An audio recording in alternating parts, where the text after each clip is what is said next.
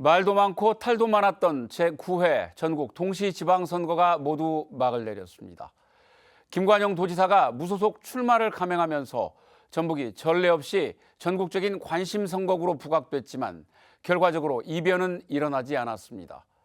민주당의 절대적인 우세 속에 무투표 당선 도의원이 25명이나 나온 데 이어서 사상 처음으로 14군데 시장 군수까지 싹쓸이하면서 경쟁은 줄고 특정 정당 쏠림은 더욱 심화됐습니다. 오늘 시사토크에서는 이번 지방선거에 대한 전북 도민들의 민심과 함께 앞으로 풀어가야 할 과제를 짚어보겠습니다. 화면 왼쪽부터 홍석빈 우석대학교 교양대학 교수, 이경재 전북 애양본부 기획처장, 그리고 JTB 정원익 기자와 함께합니다. 네, 세 분 어서 오십시오.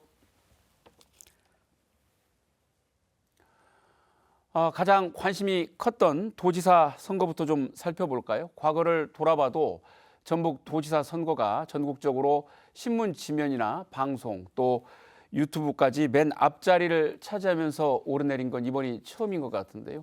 정원익 기자, 어느 정도인지 좀 설명을 해주시죠. 네, 현직 도지사가 무소속으로 출마한 것도 처음이었고 또 무소속 후보가 민주당 후보와 대등한 경쟁을 펼친 것도 처음 있는 일이었습니다.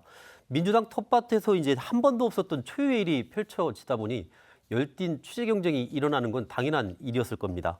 사실 지난 4월 초에 김관영 지사가 청년 정치인들에게 현금으로 대리비를 준 장면이 CCTV로 공개되면서 이미 전국적으로 굉장히 큰 관심을 받았었죠. 이 때문에 민주당에서 제명되는데도 불구하고 결국에 무소속 출마를 결정을 했고 또 선거 프레임을 정청래 대표와의 경쟁 구도로 삼으면서 사실상 많은 프레임이 이제 먹혀 들어가기 시작을 했었습니다. 결국에 이제 각종 여론조사에서도 이제 대등한 경쟁이 펼쳐졌던 게 사실이기도 하고요. 이러다 보니까 김 지사의 말 한마디가 이제 중앙 언론을 타기 시작을 했고 민주당 중앙당에서도 지도부를 중심으로 비판의 목소리가 나오다 보니까 이제 모든 언론들이 무게감 있게 다뤄왔었습니다. 후보자 등록을 할 때부터도 이제 중앙 언론들이 지역에 찾아와서 직접 참여를 취재를 하는 그런 경우도 다반사였고요. 선거 과정에서 나오는 발언들도 이제 매번 이슈화가 되기도 했었습니다.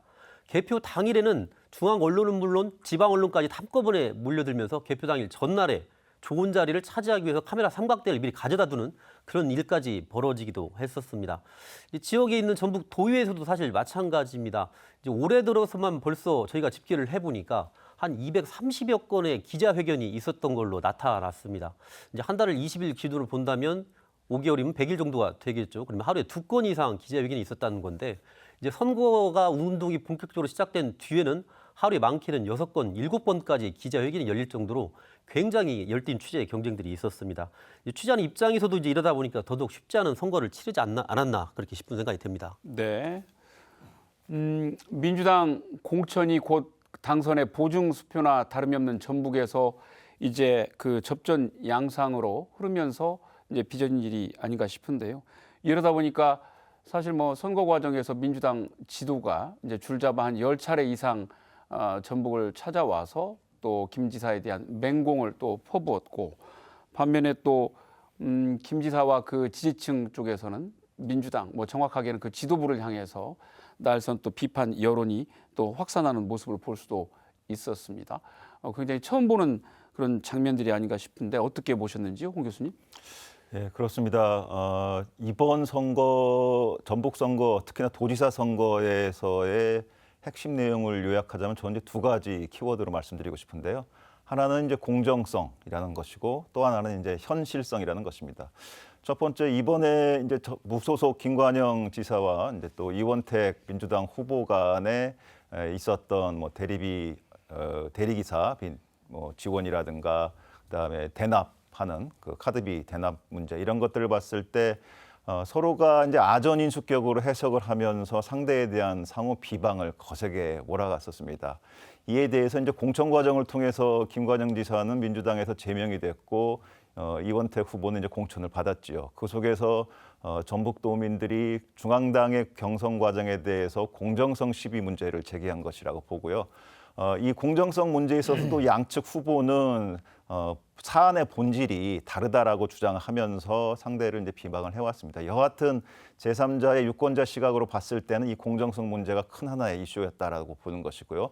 그 속에서 중앙당의 일방적인 공천 과정, 경선 과정을 보면서 이번에 상대적으로 도민들의 민심이 무소속 김관영 후보에게도 상당히 많이 이반되어서 쏠렸다라는 것을 확인할 수가 있었습니다. 두 번째는 이제 현실성인데요. 그럼에도 불구하고 현 이재명 정부 집권 하에서 우리 전북 경제와 사회의 제도약과 발전을 만들어낼 수 있는 어떤 통로, 기제는 과연 무엇일 것이냐. 그것은 전북의 정치 지형이 중앙정부와 같은 여당인 민주당의 후보가 도지사 및 기타 시군단체장을 맡는 것이 현실적으로 이재명 정부로부터 지원받을 수 있는 우리 전북의 여러 현안들을 해결해내는 데 있어서 굉장히 중요한 것이기 때문에 전북 도민의 유권자들이 현실적인 전북의 발전을 위해서 또 민생 경제 회복을 위해서 최종적으로는 이원택 현 당선인을 선택한 거 아니겠느냐 이렇게 보고 있습니다. 네. 예. 이경재 차장님 어떻게 보셨어요? 저는 뭐 선거다운 선거가 치러졌다는 점에서 저는 상당히 바람직한 긍정적인 선거로 저는 평가를 하고 있고요. 네. 또 과거에 보면은 민주당이 주도하는 선거였거든요. 근데 이번에는 김관영 지사의 무소속 진영이 주도하는 그런 선거를 바뀌는 그런 측면에서 흥미진진은 했다고 보고 있고요. 근데 말씀하신 것처럼 근본적인 핵심은 민주당의 처리 태도라고 저는 생각을 합니다. 예컨대 82%로 지지율로 당선된 현역 지사고 또 뭐 영상이 어떤 파급 효과가 크다고 하더라도 추구위원회에서 열릴 때 소명의 기회를 안 줬잖아요. 예. 소명의 기회를 줬으면은 어떤 절차적 문제성이 없는 거고 또 하나는 당적 제명이라고 하는 것이 과연 바람직한 거냐 맞냐. 예.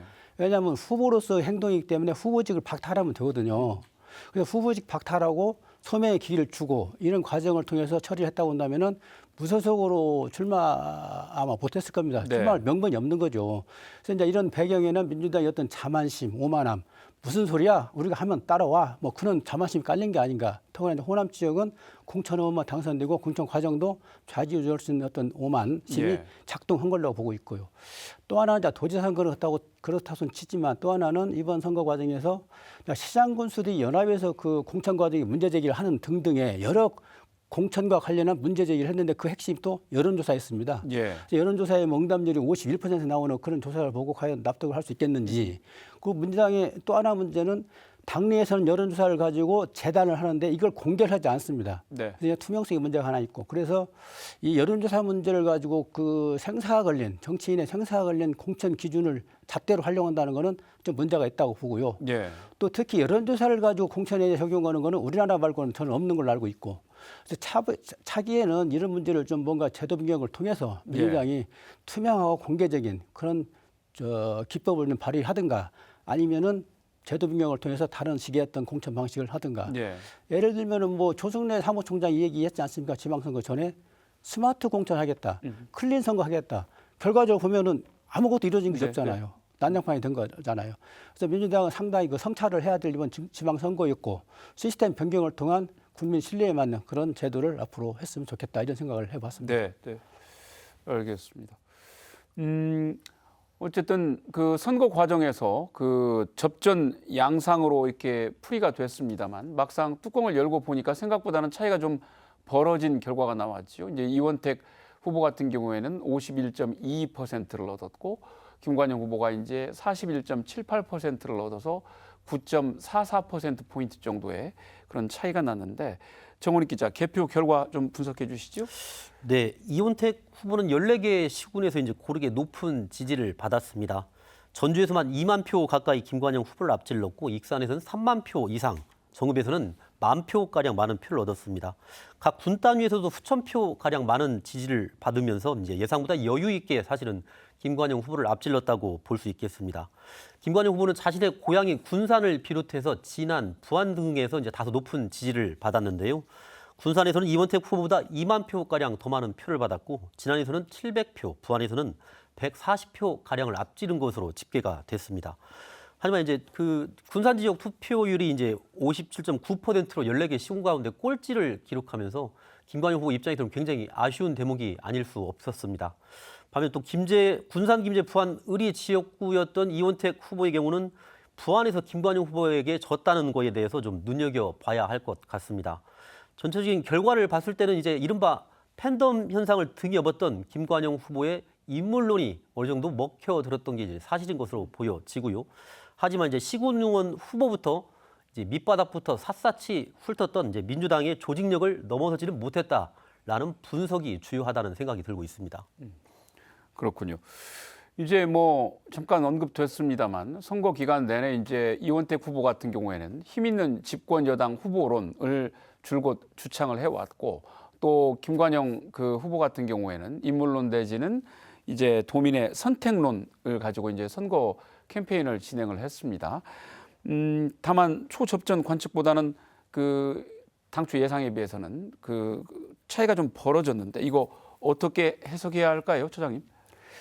네, 사전 투표 전까지만 하더라도 뭐 5차 법인에 의해서 엎치락뒤치락 네, 널뛰기 결과를 야당에 후렸는데 그래서 이제 이 전국적인 관심을 불러 일으켰고 그래서 김관영 후보의 뭐 인물론 아니냐, 또 민주당이 어떻게 대응하냐 이것이 이제 처음에 관심사였는데 네. 결국은 인물로 좀 먹혀 들어간 것 같고요. 왜냐하면 김관영 지사는 그동안에 어떤 역동성이랄지 또 예. 기업 유치랄지 또 단 1%의 가능성만 있더라도 결과에 연연치 않고 뭔가 도전해보는 그런 것들이 전북에 처해 있는 어떤 그 퇴행적이랄지 소극적인 걸 좀 그 반사작용을 작동되면서 큰 흡인력을 발휘했거든요. 네. 이제 그런 측면들에 대한 도민 정서가 좀 많이 반응을 했고 또 이원택 후보는 뭔가 이제 운동권 출신으로서 어떤 진정성이랄지 또 공동체적 가치를 상당히 중시하는 그런 인물이거든요. 이제 그런 분도 호응을 하고 있는데 결국은 나중에는 민주당이 위기의식을 느끼면서 당력을 총 집결하지 않았습니까?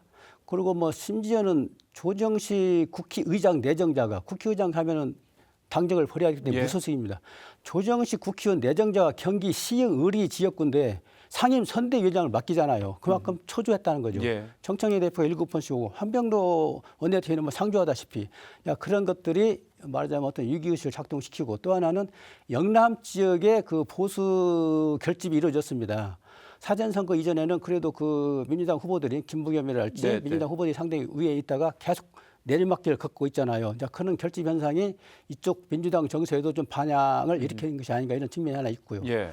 결국은 이제 사전선거 이후에 블랙아웃 기간에 어떤 그런 일이 일어났는지 제가 이제 들은 얘기로는 이제 이원택 캠프 관계자 얘기를 들어보니까 내부적인 이제 공개는 많지 않습니까? 내부적으로는 거의 한 8%포인트 정도 앞서 있는 걸로 내부적으로 봤다는 것 같아요. 네. 그러니까 그럼에도 불구하고 민주당은 어떤 위기의식을 뭐 쇼폼이랄지 이런 걸 통해서 투표 참여를 독려하고 예. 참여해야 우리가 이긴다. 막 그 어려운 것처럼 이야기를 했거든. 근데 전술 전략적인 측면일 텐데 그런 것들이 작동을 해서 결국은 출구조사에 2.2% 나왔지만은 결과적으로는 9.4%포인트 차이로 크게 이기지 예. 않았나 이렇게 분석을 네, 해봅니다.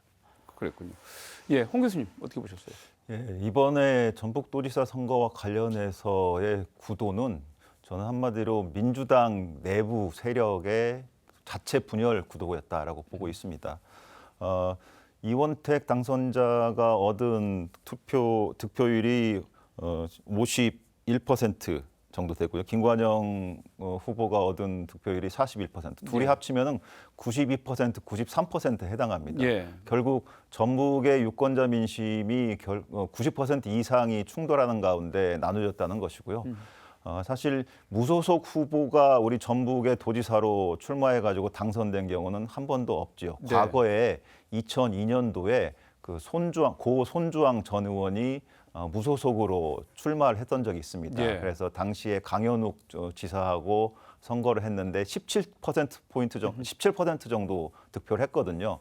이번에 김관영 무소속 후보가 41%가 조금 넘게 득표를 했기 때문에 당시의 경우에 비하면은 굉장히 많은 득표를 했죠. 하지만 그럼에도 불구하고 이제 전북 정치의 민주당 견고한 벽을 이제 넘어서지 못한 것이라고 보고요. 예. 그랬을 때 이렇게 좀 출구조사나 이 지상파 방송사 출구조사나 이 사전에 선거 여론조사하고는 좀 다르게 격차가 10% 가까이 났지 않습니까?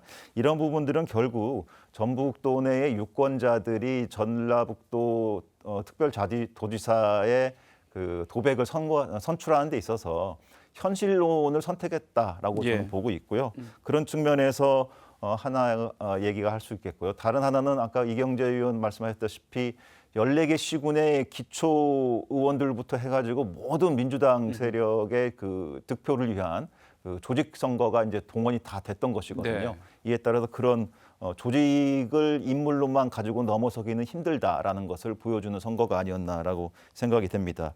요약하자면은 이제 김관영 후보가 가지고 있는 그동안 민선 8기에서의 성과와 인물론에 대한 어떤 어필, 그리고 그에 비해서 여당과 함께 민주당 후보로서 전북구의 발전을 도모해야 된다라고 하는 민주당 이원택 후보, 이 두 가지 이 선거 전략이 부딪히면서 결국 전북 도민들은 현실적으로 예. 중앙 정부와 전북의 발전을 위해서 연결고리를 찾아보면은 결국 민주당 후보를 선택할 수밖에 없었던 것 아닌가 이렇게 생각을 해봅니다. 알겠습니다. 패하기는 했습니다만 이제 김관영 후보가 얻은 41.78% 이거 뭐 적은 표가 아니거든요. 민주당에게 상당한 메시지가 되지 않을까 싶은데 이경재 차장님 어떻게 보시는지요? 네, 지기는 했지만 저는 의미 있는 패배라고 규정을 하고 예. 싶어요. 그 이유는 전북은 상당히 그 퇴행적 정서가 많이 있는 지역입니다. 누가 또는 민주당 중앙당에서 뭐 국회의원들이 하면은 그게 저항을 못 해왔던 지역이거든요. 그런데 이번에는 어떤 민주주의의 어떤 원리, 절차란치, 공적 상식의 가치가 훼손되면은 그 거스를 수 있다는 어떤 저항을 보여준 그런 측면에서 상당히 존재감을 드러내는 그런 측면에서 의미가 있다고 보고 있고요. 또 하나는 그냥 그런 것들이 소위와 홀대받는 것과 연결돼 가지고 도민의 자존심까지 연결된 겁니다. 그래서 예. 전라북도가 핫바지냐, 우리 도민들이 주머니 속에 있는 공깃돌이냐, 이건 아니다. 여기를 보여줬다는 거죠. 그런 측면에서 의미가 있다고 보고요.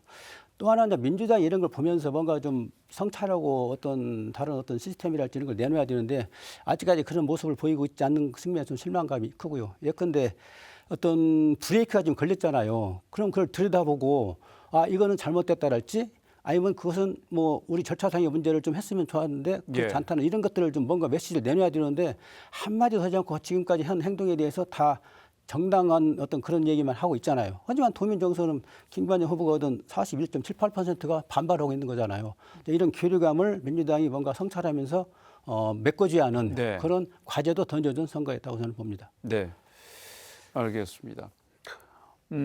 선거 전에 뭐 그 여러 그 미디어에서 여론조사를 했습니다만 조사 기관별로 결과가 참 많이 엇갈렸죠. 결과가 나올 때마다 이제 일정한 흐름을 벗어나는 들쭉날쭉한 수치가 좀 나오기도 했고 그 편차가 상당히 크다 보니까 각 후보 진영 또 유권자들도 상당히 큰 혼란을 겪기도 했습니다. 홍석빈 교수님, 왜 이런 문제가 생겼을까요? 가장 크게는 이제 여론조사 방식과 네. 대상 이런 것들에 좀 차이가 많이 나는 것 같습니다. 특히나 이번 선거에서 우리 전북 선거와 관련해서 여론조사가 굉장히 많았습니다. 예. 제가 조사해 보니까 전북 지역의 여론조사 건수가 204건이었습니다. 아이고. 전국 17개 광역자치단체 중에서 가장 많았고요. 네, 네. 서울이 약 112건 정도 되는데 예. 거의 2배에 가까운 여론조사를 했다라는 것은 그만큼 우리 전북도에서의 이번 선거의 열기가 굉장히 드높았다라고 보고 있습니다. 여론조사 방식은 크게 이제 두 가지 방식을 주로 차용하는데요. 하나는 소위 ARS 방식이고요. 예. 다른 하나는 직접 전화를 걸어서 여론조사를 하는 전화 연결 방식이 있습니다. 이 두 가지 방식이 응답자들로 하여금 여론조사에 대한 응답의 내용을 규정하는 어떤 큰 형식적인 갈림길을 만들어 놓거든요. 예. 이에 따라서 ARS 방식을 쓰느냐 아니면 직접 전화 면접 방식을 쓰느냐에 따라 가지고도 여론조사의 수치들이 굉장히 다른 면이 많습니다. 이번 우리 전북도지사 선거과 관련해서 보면은 이 ARS 방식을 통해서 여론조사를 했을 경우에는 이원택 후보 쪽의 수치가 좀 높은 편으로 나타나고요. 반대로 전화 면접을 했을 경우에는 김관영 후보 쪽에 더 수치가 높은 것으로 나타나는 경향성을 보였습니다. 따라서 어떻게 여론조사 방식을 택하느냐의 방식, 또 그리고 대상을 누구로 하느냐의 방식에 따라 다를 것 같고요. 아까도 말씀드렸다시피 200건 넘는 여론조사를 하다 보니까 너무나 많은 여론조사 전화나 이런 문의들이 오다 보니까 네. 응답자들이 이제 나중에 가서는 이제 여론조사 자체에 대한 응답을 기피하거나 이제 지쳐버리는 상황이 이제 발생하기 때문에 똑같은 여론조사 하더라도 초반에 여론조사를 하느냐 아니면 선거 후반에 여론조사를 하느냐에 따라 가지고도 수치가 다를 수가 있습니다. 전반적으로 이렇게 여론조사는 따라서 이제 참고의 자료로 쓸 수는 있지만 결과적으로 이제 당락을 결정하는 데 있어서는 상당히 좀 제약이 있다라고 보고요. 이번에 지상파 방송 3사가 출구조사를 통해 가지고 했던 내용도 사실 전국적으로 일어났던 선거 결과에 따라서는 많이 차이가 나는 측면도 있지 않습니까? 그런 측면에서 이 여론조사가 갖고 있는 긍정적인 측면도 물론 있지만 제약도 현실적으로 많은 게 사실이다 이렇게 봐야겠습니다. 네, 네. 이번에는 민주당 중앙당으로 한번 좀 넘어가 보겠습니다. 정청래 대표 이번에 6.3 지방선거 끝난 이후에 이제 승리했다고 자평을 했습니다. 이제 하지만 전북 그 도지사 선거 이외에 전국적으로 큰 관심을 모았던 평택을 또 부산 북구갑 그리고 이제 대구시장이나 가장 핵심으로 꼽혔던 서울시장 선거까지 패했지요. 이러다 보니까 이제 당장 8월 달에 전당대회가 예정이 돼 있는데 당내에서 이제 정청래 대표와 같은 시각으로 보고 있는지 또 향후 당권 구도에는 이게 또 이번 결과가 어떤 영향을 미칠지 궁금합니다. 정원희 기자 어떻게 보시는지요? 네. 민주당 이제 정청래 대표는 이제 이번 지방선거 결과를 두고 민주당에 큰 승리를 안겨준 국민 여러분들께 감사하다. 또 이재명 대통령 덕분에 승리했다라면서 이재명 대통령에게도 감사의 뜻을 밝혔습니다. 하지만 크게 승리했다는 기자회견 치고는 이제 기자회견 내내 표정이 상당히 굳어 있었는데요. 이제 말씀하신 대로 대역전패를 당한 서울시장 선거를 비롯해서 이제 기대했던 선거에서 잇따라 졌기 때문입니다. 이미 당내 일각에서는 비판의 목소리가 터져나오기 시작했습니다. 이번 선거에서 6선 고지에 오른 송영길 전 대표 같은 경우도 당의 선거 전략에 대한 아쉬움이 크다. 당대표가 정치적인 책임을 져야 한다라고 이제 먼저 포문을 열었고요. 광주 전남 특별시장 경선에 탈락했던 김영록 현 전남지사도 광주 전남 시도민의 의사를 우롱한 정청래 대표는 응분에 책임을 져야 한다면서 거취 표명까지 요구를 했습니다. 조승래 사무총장 등이 엄호에 나섰지만은 이미 이제 8월 전당대회를 앞두고 당권을 위한 친명계와 친청계의 대결이 본격화했다라고 좀 볼 수 있겠는데요. 이제 또 친명계의 대표 주자인 또 김민석 총리도 이제 조만간 사의를 표명을 하고 이제 당권 경쟁을 위한 체제에 돌입하려고 이제 준비를 하고 있는 상황이고요. 송영길 전 대표 역시 마찬가지죠. 이게 또 우원식 전 국회의장도 출마의 뜻을 나타내고 있는 것으로 이제 거론이 되면서 당권을 두고 이제 차치 이제 당권을 둔 이제 갈등과 경쟁이 당 전반으로 이제 미치지는 않을까라는 우려까지 나오고 있습니다. 결론적으로 놓고 보면 이번 선거 결과가 정청래 대표 체제를 흔들 정도의 이제 패배로 보기는 어렵지만 이제 친명계가 공격하기는 충분한 여지를 남겼기 때문에 이제 전당대회까지 앞으로 2달간 갈수록 치열한 경쟁들이 펼쳐질 것으로 이제 그렇게 예견이 되고 있습니다. 네, 조금 이른 얘기일 수 있겠습니다만은 이제 지방 선거가 끝나다 보니까 이제 지역 정치권 2년 앞으로 다가온 총선 모드로 슬슬 전환하지 않을까 그렇게 예상이 되고 있습니다. 이원택 신영대 의원 자리가 이번에 이제 재보궐선거를 통해서 박지원 또 김의겸 의원으로 얼굴이 바뀌었고 또 당내 도지사 경선 과정에서 의원들 간의 물밑 여러 가지 합종 연행의 결과도 또 이제 향후 그 총선 구도에 영향을 좀 미칠 수도 있지 않을까 그런 생각도 드는데 이경재 차장님 어떻게 보시는지요? 민주당 내 사정이 상당히 복잡하죠. 지방선거 때문에 이제 묻혀 있었는데 네. 친명 대 친문도 있고 예. 또 친청 대 친명도 있고 이것들이 표면화되는 것이 아마 8월 말에 치러지는 전당대회일 텐데 예. 전당대회는 매우 중요합니다. 왜냐하면은 28년도에 치러지는 총선의 어떤 권력을 이제 갖게 해주는 거고 네. 총선 2년 뒤에 2030년도에는 바로 대권입니다. 그래서 총선은 대권과는 이제 이 징검다리 역할을 할 수밖에 없고 네. 그에서 이제 이 칼자루를 줄 수 있는 그런 게 이제 총선인데 전당대회인데 전당대회 아까 말씀드린 것처럼 지금 뭐 정청래 대표는 연임을 지금 공개적으로 뭐 얘기를 했고 김민석 총리도 아까 말씀하신 것처럼 이제 그런 상황이고 또 송영길 또 또 우원식 거기에다가 이번에 또 김부겸 후보까지 그런 분이 나서서 좀 잡아야 뭔가 진영 논리를 희석시키면서 우리 대한민국의 미래를 보고 건전하게 정치권을 네. 추동해 나갈 수 있지 않냐 이런 얘기까지 나오고 있는 상황인데 이제 그거는 그때가 이제 봐야 될 문제지만은 약간 한 가지 지금 다가온 문제는 김관영, 김용록 전남지사와 전북지사가 지금 내걸은 그런 문제가 상당히 좀 예사롭지 않아요. 네. 말하자면 정청래 타도거든요. 김영록 지사는 그 17개 광역단체장 평가에서 가장 앞서 있는 그 수위를 달린 그런 지지를 받은 지사인데 최종 경선 여론조사 과정에서 2,000명이 그 끊기는 여론조사가 진행이 됐습니다. 예. 근데 문제 제기하는 건 당연하고 또 중앙당에서는 문제 제기가 왔으면은 그걸 살펴서 또 뭐 대응을 해야 되는데 그걸 다 묵살한 거예요. 그래서 지방선거 끝나면은 정청래 타도에 들어가겠다. 또 김관영 지사는 이 말씀 뭐 하신 것처럼 저지 운동에 나서겠다 대표 뭐 그런 얘기를 하고 그래서 두 분이 이제 연대를 할지 어찌 거기까지는 모르겠지만 이거는 전남 전북 권리당원들이 상당히 많잖아요. 전북은 뭐 19만 명, 전남은 21만 명. 그런데 지방선거를 앞두고 양 지사 진영에 상당히 많은 당원들을 권리당원으로 지금 임명을 한 거거든요. 이쪽을. 그런 사람들이 같은 어떤 동일성 측면에서 연대 운동으로 나간다고 한다면은 정청래 대표 같은 치명적인 내상을 입을 수밖에 없는 상황이고요. 그런 측면에서 김민석이랄지 다른 진영은 뭐 우월적 지위를 갖고 또 하겠죠. 그래서 문제는 그거는 뭐 당내 사정이지만 문제는 우리 전라북도 정치권을 앞으로 어떻게 할 것인가.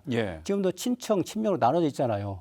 이게 더 이제 두드러질 텐데 특히 이제 이 새로 당선된 단체장들은 뭐 그렇다 손 치더라도 지방 의원들은 이제 노골화될 수밖에 없을 것 같아요. 아마 지역 국회의원들 같이 행동하면서 이럴 때 우리가 한참 일을 하고 성과를 내야 될 때 정치권이 분열을 들면서 뭔가 좀 누수 현상이 생기지 않을까 이제 이런 측면을 우리 서민들은 걱정할 수밖에 없는 거고 결국은 이제 정치권도 이런 거를 잘 어떤 흐름을 조정하고 완급 조절을 하면서 우리 실력을 챙기는 그런 쪽으로 가야 되지 않을까. 이제 무거운 숙제이긴 합니다만 그게 이제 방향성이 아닌가 저는 그렇게 나름대로 생각을 해봅니다. 네.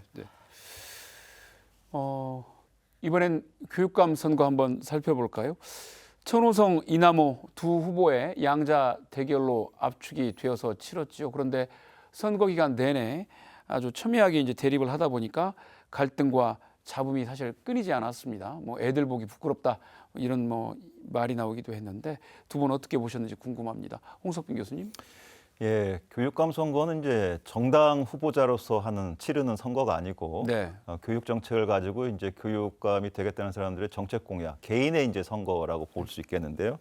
이번 우리 전라북도 교육감 선거에서는 천호성 당선인이 56.63%를 득표했고요. 그다음에 2위를 이남호 후보가 43.36%를 득표했습니다.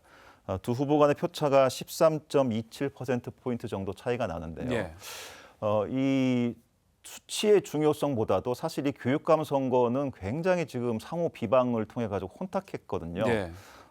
정리를 좀 해보면은 먼저 이남호 후보 측에서는 천호성 후보 측에 대해서 변호사비나 벌금을 대납했다. 그리고 현직 교사나 공무원들로 구성된 비밀 텔레그램 방을 만들어서 거기서 현직 교사나 공무원들로 하여금 선거와 관련한 개입을 시켰다. 그리고 그동안 써왔던 각종 언론에서의 여러 컬럼들이나 이런 것들이 표절하는 경우가 많았다라고 하고 문제 제기를 했었어요. 이에 대해서 또 천호성 후보 측에서는 이남호 후보에 대해서 전북연구원장 당시 썼던 많은 칼럼들을 대피를 시켰다. 그리고 또 25년 전에 있었던 일이긴 합니다만은 뭐 음주운전 경력을 들어서 이게 상호 그야말로 교육이라고 하는 자라나는 청소년과 청년 세대들한테 부끄럽지 않아야 될 이 교육감이 되겠다라는 사람들이 상호 그야말로 듣기 민망하고 보기 참 그럴 정도로 좀 비방을 했거든요. 그러다 보니까 결국 교육 정책에 대한 내용은 사라지고 상호 비방만 남는 그런 선거가 됐습니다.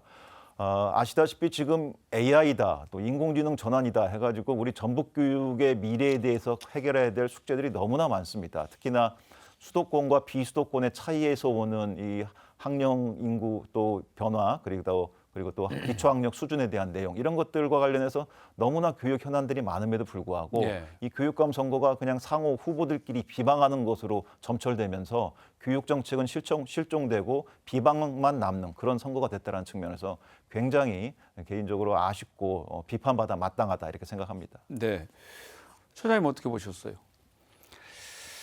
우리 옹 교수께서 잘 말씀을 해주셨는데 저는 그 두 후보가 본인들은 뭐 아주 그 뛰어난 실력 경쟁력을 갖고 있다고 보지만은 그런 현상으로 치달은 거는 하자가 많기 때문이라고 저는 봅니다. 예. 그만큼 하자가 많기 때문에 뭐 그런 식으로 선거가 흘렀고, 다만 또 하나 장점은 이번에 그 차별적인 정책이 상당히 많았어요. 두 후보 간에. 예. 그래서 그 차별적인 정책들을 가지고 뭔가 논쟁하고 정책화하면서 치열하게 좀 뭔가 했으면은 아 그래도 좀 낫구나, 훌륭한 또 후보들이구나 했을 텐데, 그런 측면이 이제 실종되고 아까 말씀드린 것처럼 고소고발도 이어지고 난타전이 예. 계속되다 보니까 이제 식상한 거죠. 그래서 이런 문제는 고질적인 문제이긴 하지만은 두 경쟁인 후보가 나와가지고 아까 뭐 여러 가지 이제 논쟁적인 것들이 많이 있는데 그런 문제 갖고 뭔가 선택을 받고 했다고 한다면 좋았을 텐데, 저도 안타까움이 맞는 그런 측면에서 교육감 선거가 아니었나.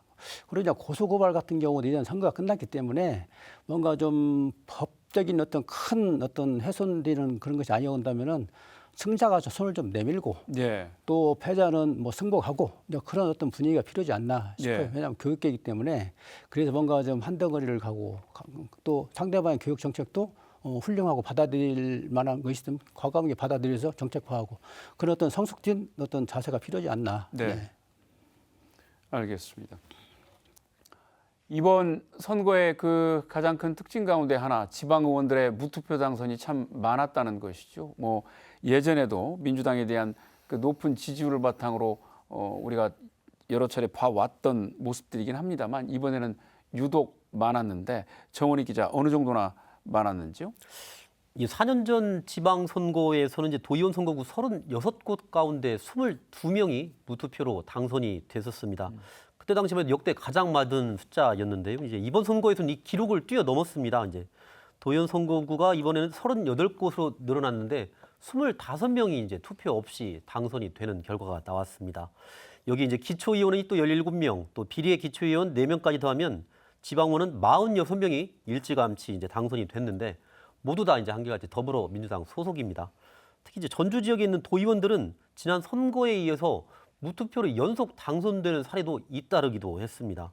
이런 민주당의 압도적인 우세 때문인 게 이제 이유이기도 하겠지만 이제 제도적인 문제가 늘 주요 원인으로 꼽히고 있는데요. 이제 선거 때마다 선거구 획정이 늘 늦어지다 보니 정치 신인들은 조직력이 부족하다 보니까 출마 자체가 좀 어려워지는 상황이었을 테고요. 반면에 이제 지역 조직을 장악하고 있는 현역 의원들은 상대적으로 이제 유리한 점들이 분명히 있었을 겁니다. 이제 문제는 이런 무투표 당선인은 제대로 검증을 좀 하기가 좀 어려운 데다가 또 공천권을 쥐고 있는 정치권에 종속될 가능성이 크다는 게 또 가장 큰 문제이기도 합니다. 이 때문에 무투표 당선 예정자에 대해서는 유권자들이 찬반 투표를 할 수 있는 제도가 필요하다라는 그런 목소리들이 자꾸 나오고 있기도 합니다. 네. 이번에 그 무투표 지방 의원들이 많았던 것 못지않게 이제 그 처음 벌어진 일이 14군데 시장 군수들이 전부 다 그 민주당 소속이라는 것입니다. 뭐 과거에도 민주당에 대한 지지율이 굉장히 높긴 했지만 이제 사상 초유의 일인데, 홍석빈 교수님 그 이유 어떻게 보세요? 예, 사회자 말씀하신 대로 14개 시군의 당선자가 모두 민주당 당선자가 된 경우는 지금 우리 전북 정치 선거사에서 지금 최초 일인데요. 예. 몇 가지 이유를 볼 수 있겠습니다. 첫 번째는 이 민주당 후보들의 견줄 만한, 또 대항에서 승리할 수 있을 만한 야당 세력의 후보들이, 즉 대항마가 사실상 굉장히 약하거나 질이 멸렬했다라고 보겠습니다. 특히나 12.3 비상계엄 사태 이후에 이제 윤석열 전 대통령 탄핵되면서 그야말로 국민의힘이라고 하는 이 정당이 우리 전북 지역에서 갖고 있는 위상은 네. 그야말로 이제 쪼그라들었다라고밖에 표현할 수 없겠습니다. 과거에 이제 대통령 선거 때나 국회의원 선거 때를 해보면 보통 적게는 10%에서 많게는 10% 후반까지도 득표를 했었는데, 최근에 국민의힘의 정당 득표를 보면은 거의 한 자릿수, 그것도 낮은 수준의 한 자릿수에 네. 머물고 있거든요. 그러다 보니까 경쟁력 있는 후보를 공천하기도 어려웠고, 사실상 민주당에 대항할 수 있는 역량이 있는 후보들을 마련하는 데 실패했다라고 보고요. 그에 대해서 이제 소위 쇄빙선의 역할을 자처하고 나왔던 조국혁신당. 예. 이번 14개 시장 군수 후보 중에서 다는 못 냈지만 한 6, 7군데 낸 것으로 알고 있습니다. 예. 그럼에도 불구하고 그 후보들이 가지고 있는 이력이나 이런 것들을 봤을 때 그야말로 새로운 정치 신인들 그리고 새로운 컨텐츠와 어떤 정책 선거의 내용을 가지고 출마했다기보다는 과거에 이제 민주당에 있다가 조국혁신당으로 옮겨갔던 사람들도 있고 하다 보니 그 후보들 자체가 갖고 있는 경쟁력도 상대적으로 떨어질 수밖에 없었다라고 보고요.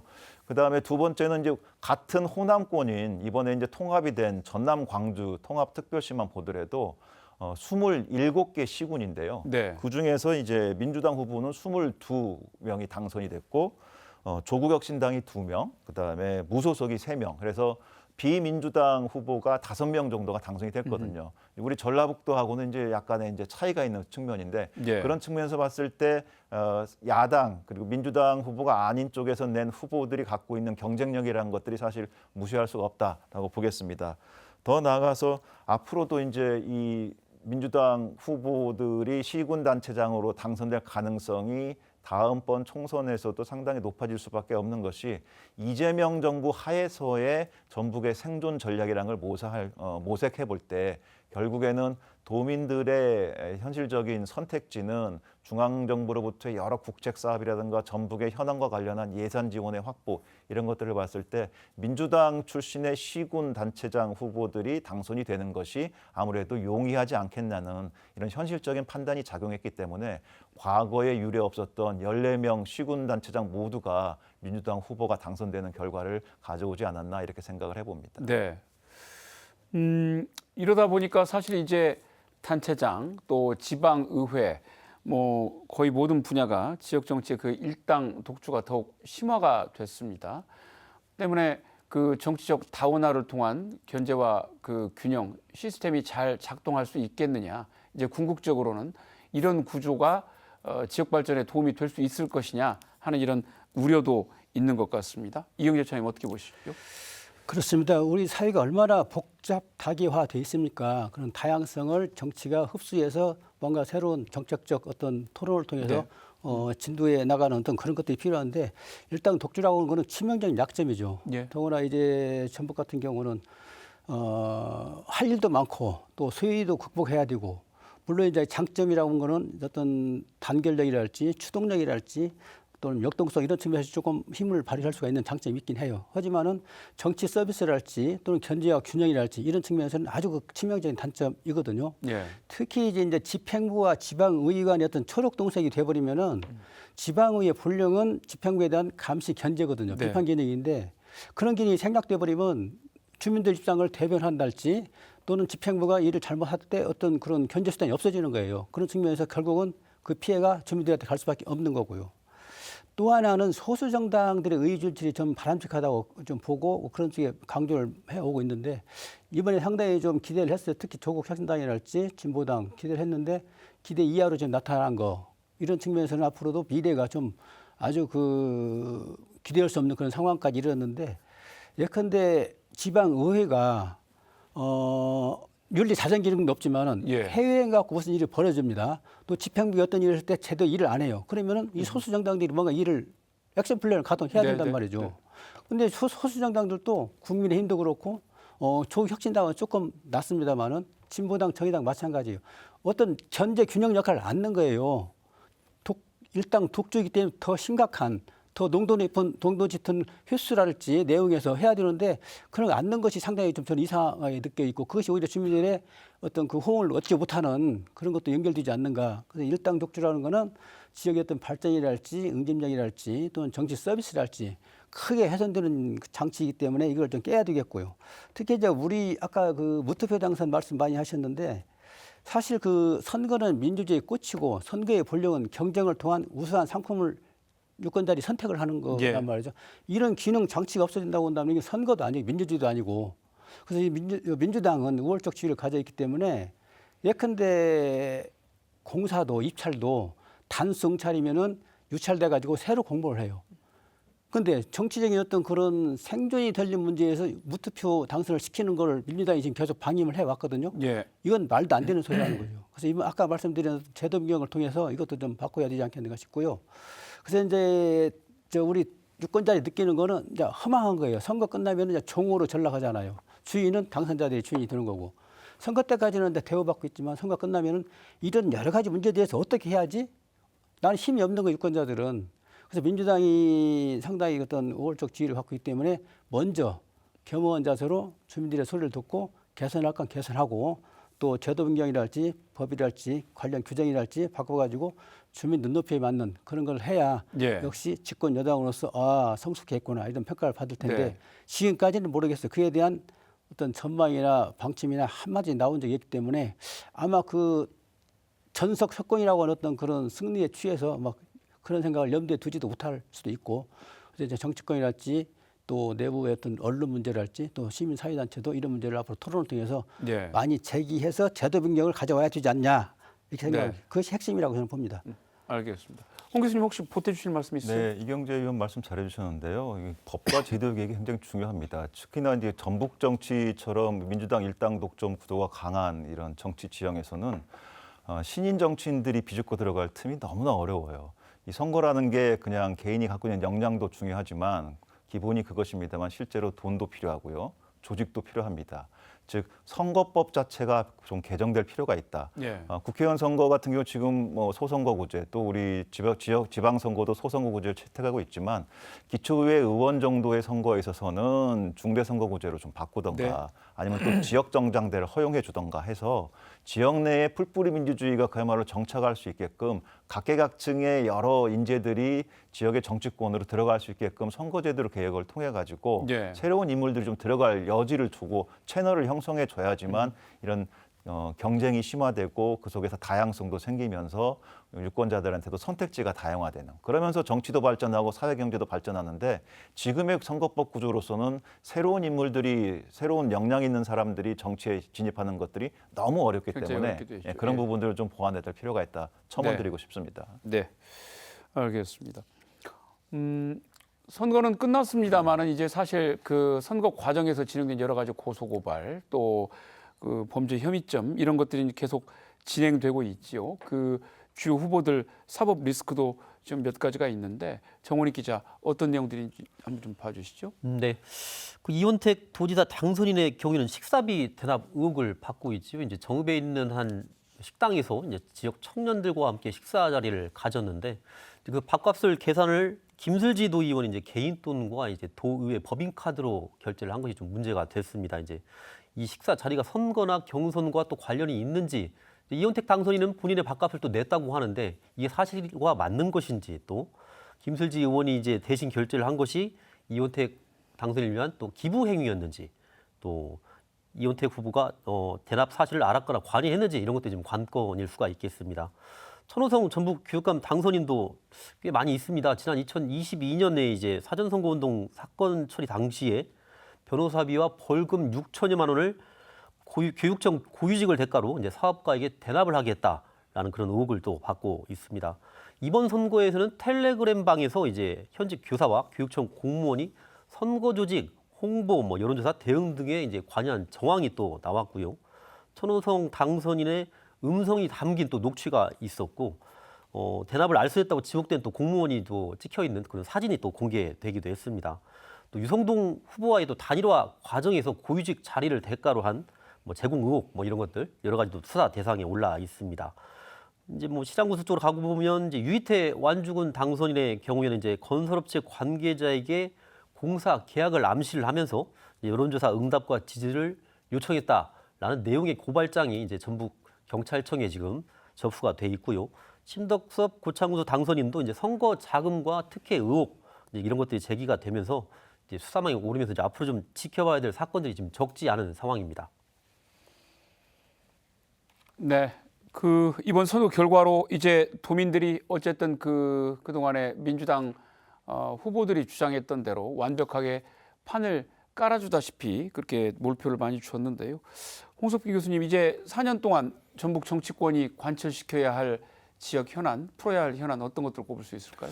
너무나 많습니다. 지금 사실 앞으로 4년이지만 우리 전북이 잃어버린 시간이 너무 많아요. 네. 그동안 정쟁 속에서 또 여러 가지 상황 속에서 잃어버린 시간이 많은데 첫째도 민생, 둘째도 민생이라고 보겠습니다. 결국 핵심은 경제고요. 예. 먹고 사는 문제겠습니다.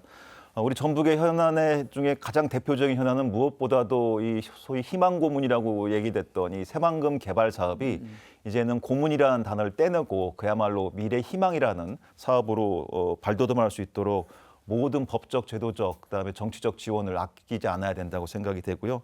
두 번째는 제3금융중심지 지정이라든가 제2차 공공기관 이전이라든가 아리백 국가산단 조성이라든가 뭐 바이오, 2차 전지, 여러 가지 국방 이런 관련한 각 부문별 기업체들을 유치해서 전북의 경제적인 토대를 탄탄하게 만들어가는 것. 네. 이게 굉장히 중요하다 보고요.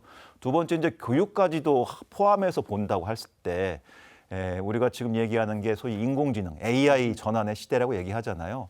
앞으로 지금 짧게는 5년, 많게는 10년이면은 지금과는 완전히 다른 형태의 우리가 사회를 맞게 될 것이다라는 전망들도 전 세계적으로 지금 많이 나오고 있습니다.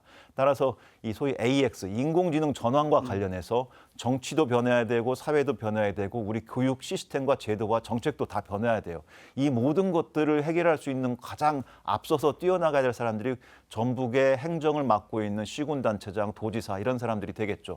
거기다 더해서 정치인도 이제는 정쟁에서 좀 벗어나가지고 이 인공지능 전환이라는 거대한 흐름을 우리 전북이 제대로 대응하고 그 단계를 비약적으로 높여서 전북 경제와 사회가 발전할 수 있도록 그런데 힘을 모아야 되지 않을까 이렇게 생각을 합니다. 네, 알겠습니다. 오늘 토론을 마무리할 시간이 됐는데요. 끝으로 이번 선거가 전북 정치에 남긴 의미 또 과제 마무리 발언으로 한 말씀씩 해주시죠. 정원희 기자부터 부탁합니다. 근데 가장 큰 의미는 이제 민주당의 압도적인 우위는 이번에도 이어졌지만 이제 동시에 도지사 선거를 통해서 민주당 독점 체제에 대한 문제 의식도 확인했다는 점일 것입니다. 역대 처음으로 도지사 선거에서 무소속 후보가 이제 강한 경쟁력을 보였던 건 이제 공천 과정과 당 운영에 대한 유권자들의 불만이 적지 않았다는 걸 보여주는 장면이었습니다.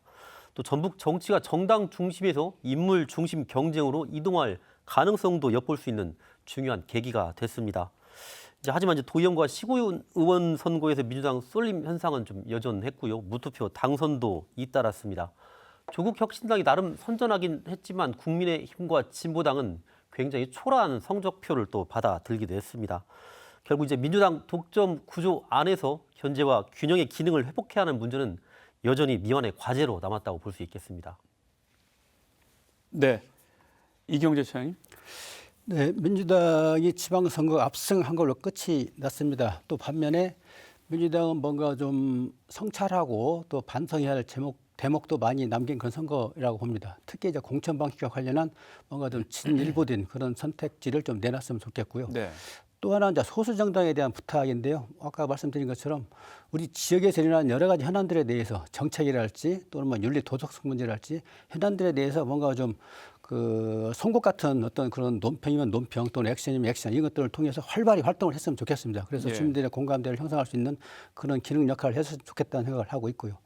또 하나는 우리 지역을 이끌어간 도지사부터 시장 군수 또 지방 의원들이 262명이 이제 탄생을 했는데 얼마나 많은 그 공약들을 많이 정책들을 많이 내놓았습니까? 그래서 그것들을 잘 다듬고 해서 성과를 내야 되겠는데 이재명 정부는 사실 전라북도가 발전할 수 있는 정말로 호기입니다. 예. 이런 기회를 놓치면 다시 아마 이렇게 안 올 텐데 이런 기회를 잘 활용해서 성과를 내는 그런 정치인이 됐으면 좋겠고요. 특히 이제 국회의원들에 대한 비판이 좋지 않습니다. 여론을 보면은. 그래서 국회의원들도 뭔가 립서비스만 할 게 아니고 성과로 이어지는 그런 역할을 했으면 좋겠고 우리가 립서비스 그런데 사실은 이게 정확히 얘기하면은 좋은 뜻이 아니잖아요. 예. 사탕발림. 앞으로 정치인들은 사탕발림 그만했으면 좋겠고 성과로 이야기를 했으면 좋겠다.